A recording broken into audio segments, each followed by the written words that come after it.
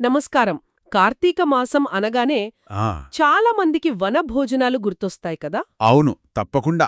అయితే ఈ రోజుల్లో మనం చూస్తే రెండు రకాల చిత్రాలు కనిపిస్తున్నాయి.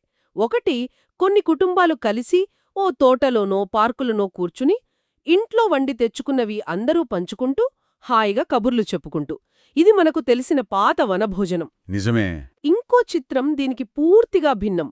పట్టణం బయట పెద్ద పెద్ద గ్రౌండ్స్ లేదంటే కళ్యాణ మండపాలు, వేలల్లో జనం, అవును, కార్లు, బస్సులు, పెద్ద పెద్ద బ్యానర్లు. వేదిక మీద నాయకులు, ఆ భోజనాల ఏర్పాట్లు, అబ్బో, దాన్ని కూడా కార్తీక వన సమారాధన అనే అంటున్నారు. అదే ఆశ్చర్యం. ఒకే పేరు, కాని ఎంత తేడా! ఒకప్పటి ఆ చిన్న చిన్న ఆత్మీయ కలయికల్నుంచి నేటి ఈ భారీ జనసమూహాల దాకా ఈ ప్రయాణం ఎలా జరిగింది? పెద్దడ నవీన్ గారు రేపటి కోసం పత్రికలో రాసిన ఒక వ్యాసం ఉంది. దాని ఆధారంగా ఈ సంప్రదాయం అసలు ఉద్దేశ్యమేంటి, కాలంతో పాటు ఇది ఎలా మారింది, ముఖ్యంగా మన కమ్యూనిటీలలో మానవ సంబంధాలు, వాటి వల్ల వచ్చే సామాజిక ప్రయోజనాలు, ఇవి ఎలా మారాయో ఈరోజు కొంచెం లోతుగా చూద్దాం. తప్పకుండా. ఇది అంటే కేవలం ఒక ఆచారం మారడం కాదు, మన సమాజంలో వస్తున్న మార్పులు, మన సంబంధాలు, మన ప్రాధాన్యతలు, వీటన్నిటినీ ఇది చూపిస్తుందన్నమాట. అవును. వ్యక్తిగత ఎమోషన్స్ నుంచి సామూహిక ఉద్వేగాల వైపు, జస్ట్ సరదాగా కలిసి భోజనం చేయడం నుంచి పెద్ద పెద్ద సోషల్ ప్రాజెక్టుల వైపు ఈ మార్పు ఎలా జరిగిందో అర్థం చేసుకునే ప్రయత్నం చేద్దాం. సరే, ముందుగా ఈ వనభోజనం లేదా వన సమారాధన, అసలు దీని అర్థమేంటి? ఇది జస్ట్ బయటికెళ్ళి తినడమేనా? అక్కడే ఉంది అసలు విషయం.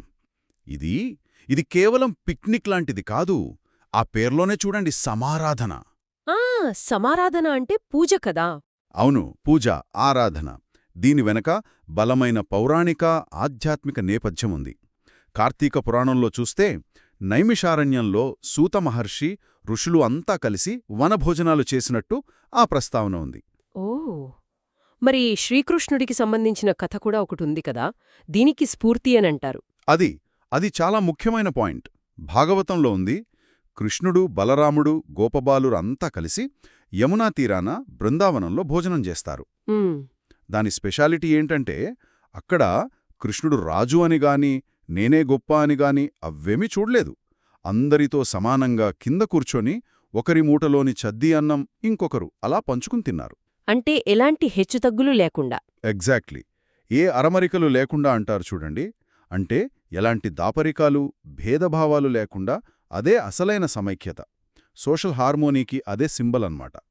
తాత్వికంగా కూడా వనం అంటే ప్రకృతి, అంటే బ్రహ్మస్వరూపం. సో వనభోజనం అంటే ప్రకృతితో, పరమాత్మతో ఒకటవ్వడం. మరి ప్రత్యేకంగా ఉసిరి చెట్టు కిందే ఎందుకు చెయ్యాలి అంటారు? ఉసిరి అంటే లక్ష్మీ స్వరూపం, పూజ చేస్తారు, అది తెలుసు. కాని ఆధ్యాత్మికతతో పాటు ఇంకేమైనా ప్రాక్టికల్ రీజన్స్ ఉన్నాయా? ఖచ్చితంగా ఉన్నాయి. ఇది మన పూర్వీకుల, అంటే ఒక బ్యూటిఫుల్ పబ్లిక్ హెల్త్ స్ట్రాటజీ అనొచ్చు. ఓ, అవునా? అవును.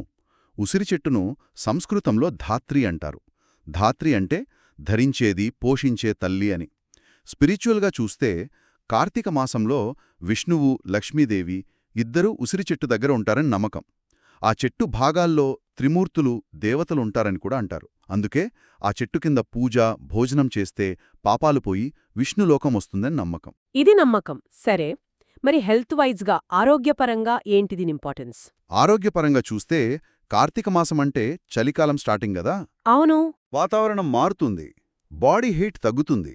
ఆయుర్వేదం ప్రకారం వాత, పిత్త, కఫ ఈ త్రిదోషాలు ఇంబ్యాలెన్స్ అవుతాయి. సింపుల్గా చెప్పాలంటే బాడీలోటి గాలి, వేడి, నీరు వీటి బ్యాలెన్స్ దెబ్బతింటుంది. ఉసిరికాయలో చూడండి, చేదు తప్ప మిగతా 5 రుచులు అంటే తీపి, పులుపు, వగరు, ఉప్పు, కారం అన్నీ ఉంటాయి. ఇది డైజెషన్ని ఇంప్రూవ్ చేస్తుంది, బాడీ హీట్ని బ్యాలెన్స్ చేస్తుంది. అంతేకాదు, ఆ ఉసిరి చెట్టు కింద గాలి పీల్చడం, అక్కడ ఉండటం వల్ల కూడా ఈ దోషాలు బ్యాలెన్స్ అయ్యి ఆరోగ్యం బాగుపడుతుందని నమ్మకం. అద్భుతం. అంటే పుణ్యమొస్తుంది అని ఒక ఎంకరేజ్మెంట్తో ప్రజలు ఉసిరి చెట్టు దగ్గర ఎక్కువసేపు గడిపేలా చేసి వాళ్ల ఆరోగ్యాన్ని కూడా పరోక్షంగా కాపాడే ఒక ఇంటెలిజెంట్ సోషల్ హెల్త్ సిస్టమ్ అనమాట ఇది. మన పూర్వీకుల ఆలోచన. కమ్యూనిటీ హెల్త్ మీద వాళ్ళకెంత శ్రద్ధ ఉందో తెలుస్తుంది. నిజమే. సో వనభోజనం వెనుక ఉన్న అసలు గోల్స్ చాలా ఉన్నాయన్నమాట. స్పిరిచువల్గా విష్ణుపూజ, పుణ్యం, ఫిజికల్గా ఉసిరిగాలి, సాత్విక ఫుడ్తో హెల్త్, మెంటల్గా ప్రకృతిలో ఉండటం వల్ల వచ్చే ఆనందం, డైలీ రొటీన్ లైఫ్ నుంచి బ్రేక్. అన్నింటికన్నా ముఖ్యంగా సోషల్గా కుల, మత, వర్గ, హోదా భేదాలు మరచి ఒకే కుటుంబంలా కలిసిమెలిసి ఉండటం. ఇది కమ్యూనిటీలో రిలేషన్స్ని స్ట్రాంగ్ చేస్తుంది. సోషల్ వెల్ఫేర్కి, హార్మనీకి హెల్ప్ అయ్యే గొప్ప ప్రయత్నమిది. అలాంటి గొప్ప లక్ష్యాలతో మొదలైన సంప్రదాయం మరి ఆ పాత రోజుల్లో అంటే ఫ్యామిలీస్, ఫ్రెండ్స్ అంతా కలిసి చేసుకునే గార్డెన్ పార్టీ టైప్ వనభోజనాలు ఇప్పుడు చాలా అరుదుగా కనిపిస్తున్నాయి కదా. అవును, బాగా తగ్గిపోయాయి. ఆ ఎక్స్పీరియన్సే వేరు. ఆ రోజు కోసం ఎదురుచూడటం, ఇంట్లో అమ్మ చేసిన పులిహోర, గారెలు, పాయసం మూటగట్టుకుని స్కూటర్ల మీద దగ్గర్లోని తోటకు, నది ఒడ్డుకో వెళ్లడం. ఆ అక్కడ పిల్లలేమో ఆటలు, పెద్దవాళ్లు కబుర్లు, తాతయ్యేమో చెట్ల గురించి చెబుతుంటారు. ఆకుల్లో అందరూ కలిసి భోజనం, ఒకరికొకరు పంచుకోవటం. అక్కడ వేరే అజెండా ఏమీ ఉండదు, జస్ట్ ఆత్మీయత, ఆనందం అంతే. అవును, ఆ చిన్న గ్రూప్స్లో ఉండే ఇంటిమెసీకి కొన్ని స్పెషల్ క్వాలిటీస్ ఉన్నాయి. అక్కడ ప్రతి ఒక్కరూ పార్టిసిపెంట్స్, జస్ట్ ఆడియన్స్ కాదు. అంతా కలిసి పనిచేయడం, వంటలు షేర్ చేసుకోవడం, దీనివల్ల బంధాలు న్యాచురల్గా స్ట్రాంగ్ అవుతాయి. నిజమే. అందరూ కింద ఒకే చాప మీద ఎలాంటి స్టేటస్ డిఫరెన్సెస్ లేకుండా కూర్చోవడం వల్ల ఒకరి మీద ఒకరికి గౌరవం, వినయం పెరుగుతాయి. శ్రీకృష్ణుడు చూపించిన అసలు స్ఫూర్తికిది చాలా దగ్గరగా ఉంటుంది. ఏ లాభాపేక్ష, నెట్వర్కింగ్ ఉద్దేశాలు లేని ప్యూర్ గెట్ టుగెదర్ అది. అంతేకాదు, అదొక న్యాచురల్ నాలెడ్జ్ ట్రాన్స్ఫర్ ప్లాట్ఫామ్ కూడా. పెద్దలు పిల్లలకు ప్రకృతి గురించి, మొక్కల గురించి, ఆయుర్వేదం గురించి చెప్పడం, అమ్మాయిలు పెద్దవాళ్ల దగ్గర వంటలు నేర్చుకోవడం, పురాణ కథలు, లైఫ్ ఎక్స్పీరియన్సెస్ షేర్ చేసుకోవడం, ఇవన్నీ చాలా ఆత్మీయంగా జరిగేవి. ఇది తరాల మధ్య కనెక్షన్ని, కల్చర్ని నిలబెట్టేది. కానీ ఇప్పుడు చూడండి, లైఫ్ ఎంత ఫాస్ట్ అయిపోయిందో. Urbanisation, apartment culture. అవును, పక్క ఫ్లాట్లో ఎవరున్నారో కూడా తెలియని పరిస్థితి. దాంతో ఇలాంటి ఆత్మీయ వనభోజనాలు మెల్లగా తగ్గిపోతున్నాయి. ఇరుగు పొరుగుతో సంబంధాలు లేవు. ఎంటర్టైన్మెంట్ అంటే మాల్స్, సినిమాలు, రెస్టారెంట్లు అంతే. దాంతో ఆ పాత అనుభవాలు జస్ట్ నొస్టాల్జియాలాగా మిగిలిపోతున్నాయి. సహజంగా పెరగాల్సిన మానవ సంబంధాలు, వాటి ద్వారా వచ్చే కమ్యూనిటీ బలం, అదంతా తగ్గుతోంది. సరే, ఇక రెండో రకం చిత్రానికొస్తే, ఈనాటి భారీ వనసమారాధనలు, వీటిని మా కుల సమ్మేళనం అనొచ్చేమో అనిపిస్తుందొక్కొక్కసారి. సిటీ బయట పెద్ద పెద్ద ప్లేసెస్లో వేళ్లల్లో జనం, రెడ్డి సేవా సంఘం, కమ్మ సంక్షేమ వేదిక, కాపునాడు, గౌడా శెట్టిబలిజ సంఘం, ఇలా కుల సంఘాల బ్యానర్లు, స్టేజి మీద పొలిటీషియన్ స్పీచ్లు హోరెత్తిపోతున్నాయి. అమలాపురంలో 15,000 మంది కాపు సోదరులు వచ్చారట. అవును, విన్నాను. ఈ కార్యక్రమాలు చాలా సందడిగా, ఉత్సాహంగా ఉంటాయి. కాని ఇక్కడ ఆ పాత ఆత్మీయత, ఆ మానవ సంబంధాల లోతు ఎంతవరకు ఉంటుంది? ఆ పాత ఇంటిమసీని ఇక్కడ ఎక్స్పెక్ట్ చేయడం కష్టమే. ఎందుకంటే ఇక్కడ మెయిన్ ఇంటెన్షన్, ఎక్స్ప్రెస్ అయ్యే ఎమోషన్ మారిపోయింది. పర్సనల్ కనెక్షన్, ఆత్మీయత ప్లేస్లో ప్రదర్శన, డిస్ప్లే ఇంపార్టెంట్ అయిపోయింది. ప్రదర్శన అంటే తమ కులం యొక్క స్ట్రెంగ్త్, వెల్త్, యూనిటీ ఇవి చూపించడం ముఖ్యమైపోయింది. ఎంతమంది వచ్చారో, ఏ లెవెల్ లీడర్స్ వచ్చారు, ఇదే సక్సెస్కి మెజర్ అన్నమాట. పక్కవాళ్లకంటే మేమే గొప్పగా చేయాలనే పోటీతత్వం కూడా కనిపిస్తోంది. అంటే ఇక్కడ వ్యక్తిగత ఎమోషన్ కంటే ఒక గ్రూప్గా ఎగ్జైట్ అవడం, మనమంతా ఒకటి, మన ఐక్యత అనే కలెక్టివ్ ఫీలింగ్ని గట్టిగా చూపించుకోవడం, ఇదే మెయిన్ పర్పస్ అవుతోందన్నమాట. అవును, ఇది పర్సనల్, ఇంటిమేట్ కన్వర్జేషన్స్కి వేదిక కాదు. ఇది కలెక్టివ్ ఎగ్జైట్మెంట్, కాస్ట్ కాన్షియస్నెస్ని పబ్లిక్గా ఎక్స్ప్రెస్ చేయడం. అంతేకాదు, ఈ మీటింగ్స్కి క్లియర్ గోల్స్, అజెండాలు కూడా ఉంటున్నాయి. ఇవి కేవలం భోజనాలకే ఆగట్లేదు. అవునా, ఇంకేముంటుంది? Political mobilization, social and economic networking వీటికి ప్లాట్ఫామ్స్గా మారుతున్నాయి.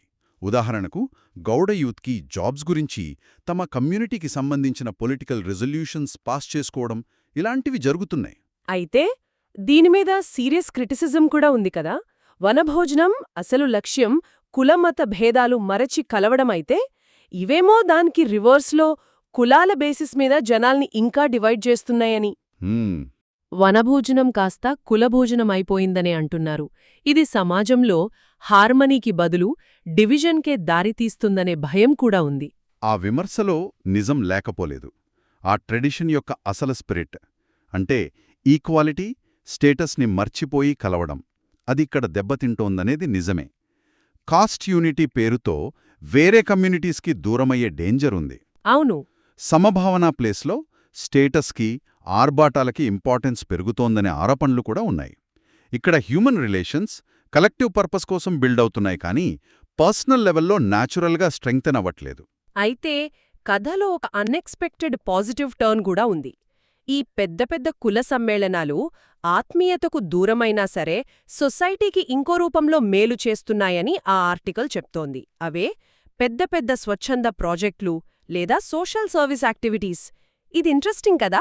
ఖచ్చితంగా. ఇది చాలా ఇంపార్టెంట్ పాయింట్. చిన్న ఫ్యామిలీ గ్రూప్స్ ఇంటిమెసీని, ఎమోషన్స్ని షేర్ చేసుకుంటే ఈ లార్జ్ కాస్ట్ గ్రూప్స్ వాళ్ల స్ట్రెంగ్త్ని, యూనిటీని యూజ్ చేసి రిసోర్సెస్ని మొబిలైజ్ చేయగలుగుతున్నాయి. ఓ, వేల మందిని ఒకచోట చేర్చడం వల్ల లార్జ్ అమౌంట్ ఫండ్స్, వేరే రకాల హెల్ప్ ఇవి కలెక్ట్ చేయగలుగుతున్నారు. ఈ రిసోర్సెస్ని కేవలం షోకే కాదు, సొసైటీకి ఉపయోగపడే పనుల వైపు, ఫిలాంథ్రపీ వైపు డైవర్ట్ చేస్తున్నారు. ఉదాహరణకి భీమవరంలో కమ్మ సంఘం, కాకతీయ సేవా సమితి వాళ్ళు వాళ్ల ప్రోగ్రాం ద్వారా కులంతో సంబంధం లేకుండా కష్టాల్లో ఉన్నవాళ్లని, పేదల్ని ఆదుకుంటామని చెప్పడం. అలాగే అమలాపురంలో కాపు సంఘం, తెలగా అభ్యుదయ సంఘం వాళ్ల మీటింగ్లో పేద కాపు స్టూడెంట్స్కి, ఫైనాన్షియల్గా వీక్ ఫ్యామిలీస్కి సపోర్ట్ చేస్తామని రెజల్యూషన్ పాస్ చేయడం.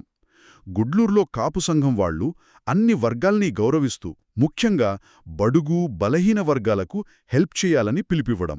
ఇవన్నీ ఈ కొత్త ట్రెండ్కి ఎగ్జాంపుల్స్. అంటే ఆ ట్రెడిషన్ యొక్క పాత లక్ష్యం స్పిరిచువల్ సాల్వేషన్ లేదా పర్సనల్ పుణ్యం, దాని ప్లేస్లో ఒక కొత్త goal collective upliftment, social responsibility వచ్చి చేరుతున్నాయన్నమాట. అవును, చెప్పొచ్చు. స్పిరిచువాలిటీ లేదా ఇంటిమసీ ప్లేస్లో ఫిలాంథ్రపీ, సోషల్ సర్వీసు మెయిన్ అవుతున్నాయి. ఇది కమ్యూనిటీ బాండ్స్ కొత్త రూపంలో సోషల్ బెనిఫిట్స్కి ఎలా దారితీస్తున్నాయో చూపించే ఒక నిదర్శనం. సరే, ఈ రెండు రూపాలను బ్రీఫ్గా కంపేర్ చేస్తే చిన్న గ్రూప్స్ ఏమో ఆత్మీయత, ప్రకృతి ఆస్వాదన కోసం, పెద్ద మీటింగ్స్ ఏమో కలెక్టివ్ ఐడెంటిటీ, స్ట్రెంగ్త్ షో కోసం. కరెక్ట్. చిన్న గ్రూప్స్లో పర్సనల్ ఎమోషన్స్, పెద్ద గ్రూప్స్లో కలెక్టివ్ ఎక్సైట్మెంట్. ఒకదాన్ని నడిపేది షేరింగ్, ఇంకోదాన్ని నడిపేది కాంపిటీషన్. ఆర్గనైజేషన్ కూడా డిఫరెంట్. ఒకటి ఫ్యామిలీస్ అంతా కలిసి చేసే పాట్లక్ లాంటిది, రెండోది ప్రాపర్ ఈవెంట్ మేనేజ్మెంట్. అవును, స్పిరిచువాలిటీ మొదటి దాంట్లో కోర్ పార్ట్ అయితే రెండో దాంట్లో జస్ట్ పేరుకే అన్నట్టు మారింది. చిన్న గ్రూప్స్ పర్సనల్ బాండ్స్ని బలపరిస్తే, పెద్ద groups social consciousness, networking, resource మొబిలైజేషన్కి హెల్ప్ అవుతున్నాయి. మరి మొదటివి తగ్గిపోతుంటే రెండోవేమో అసలు స్పిరిట్ని దెబ్బతీస్తున్నాయని, డివిజన్కి కారణమవుతున్నాయని క్రిటిసిజం ఉన్నా, అదే టైంలో సోషల్ ప్రాజెక్ట్స్కి ఫండ్స్ తెస్తున్నాయి.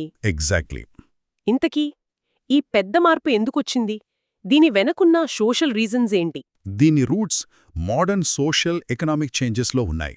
మెయిన్గా అర్బనైజేషన్, పట్టణీకరణ. అవును, పల్లెల్లో న్యాచురల్గా ఉండే ఆ కమ్యూనిటీ ఫీలింగ్ సిటీస్లో మిస్ అవుతుంది. అనానిమిటీ, లోన్లీనెస్ పెరుగుతాయి. ఇలాంటి సిచ్యువేషన్లో జనాలు తమకంటూ ఒక ఐడెంటిటీ కోసం, మేము అనే ఒక ఫీలింగ్ కోసం వెతుకుతారు. ఆ మేము అనే కలెక్టివ్ ఐడెంటిటీ ఇవ్వటానికి, సిటీస్లో ఆ లోన్లీనెస్ పోగొట్టటానికి కుల గుర్తింపు ఒక ఈజీ, పవర్ఫుల్ టూల్గా మారిందంటారా? చాలా వరకు అవును. పొలిటికల్గా, సోషల్గా, ఈవెన్ ఎకనామికల్గా కూడా కాస్ట్ అనేది ఒక మొబిలైజింగ్ ఫోర్స్ అయింది. ఈ కాంటెక్స్లో వనభోజనం లాంటి ట్రెడిషనల్ ఈవెంట్స్ ఈ కాస్ట్ మొబిలైజేషన్కి ఒక కల్చరల్ కవర్ లాగా యూజ్ అవుతున్నాయి.